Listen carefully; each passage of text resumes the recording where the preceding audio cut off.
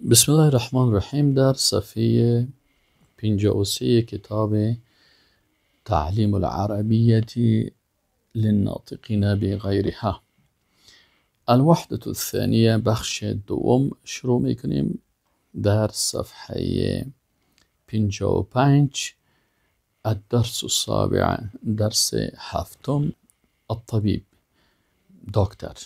الدرس السابع، درس هفتم، الطبیب، دکتر.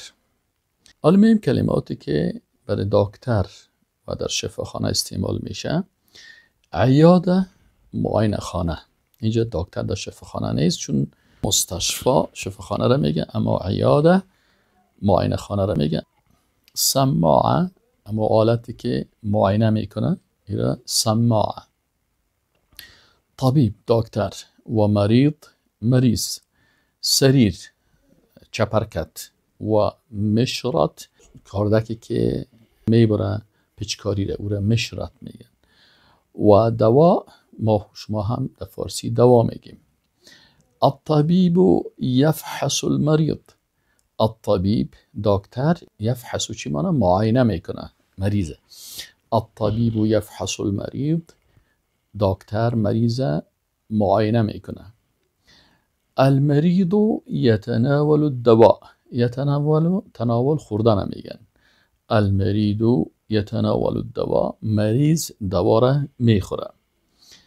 الطبیب یمسک السماع.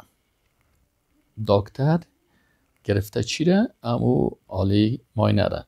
یمسکو، محکم گرفتن، نگه داشتن. المریض ینام علی السریر. مریض بالای تخت یا بالای چپرکت خواب میکنه.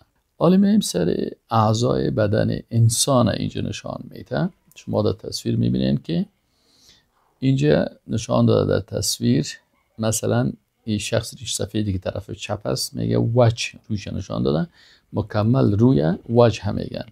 و ظفر، ناخون میگن. و ظهر، تخته پشت میگن. لسان، زبان. و درسون، دندانای بغلی. به شخص سیل کنین. عین، چشم. انف، بینی. فم، دهان. شعر، موی. اذن، گوش. رقبه، گردن. قلب، قلب. رسخ، بند دست. ید، دست. اصبع، اصبع، انگشت. صدر، سینه. ذراع، بازو. اصابع، جمع اصبع هست که اصابع یعنی انگشتان. رجل، رجل پاره میگن. رجل مرد میگن، رجل پاره میگن. قدم، قدم میگن دیگه. التدریبات. التدریب الاول، تمرین اول. حالا شما شاگردا باید این کلمات یاد گرفته باشین یا حفظ کرده باشین.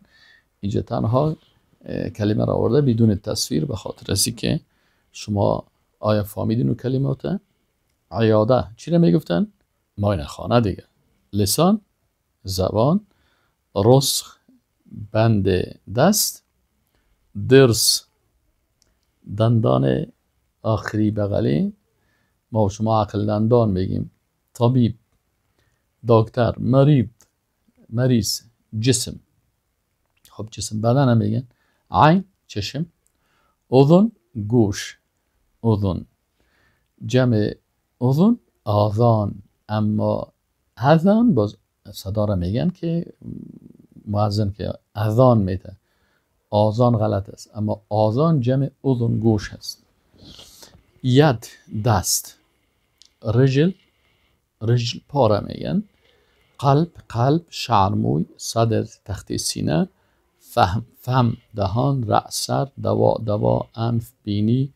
اصبع، انگشت. اصابع، انگشتان.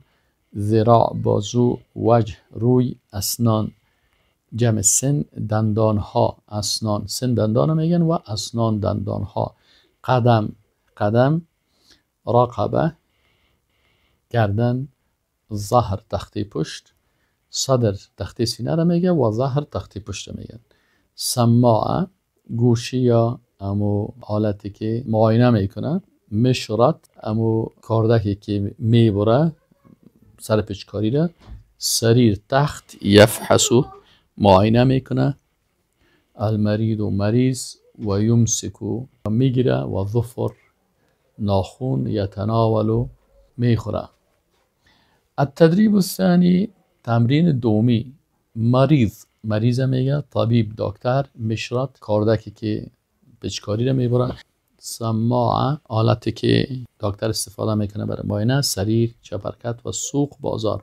التدریب الثالث تمرین سوم این است که شما مثلا این خطا است: انف بینی، فم دهان، شعر موی، رقبه گردن، صدر تختی سینه، قلب رسخ بند دست دیره باید شما نوشته کنین دی بغلش، مثلا اصبع، انگشت، اصابع، انگشتان، رجل، پای دیگه، قدم، این چیزا شما نوشته کنین. تدریب رابع تمرین چهارمی چی هست؟ کلماتی که با تی در کجا تی نوشته میشه؟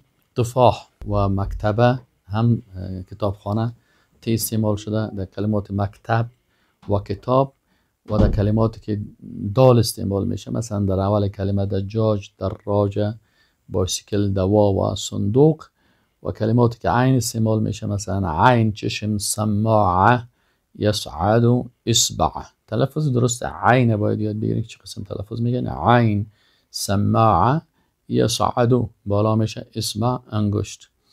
و تمرین پنجمی دال است که مثلا دال دار خانه، بید بدین، باد دور، و نون نار، بین بنین، بان نور. و دال داجي الدخيل، ناجي النخيل.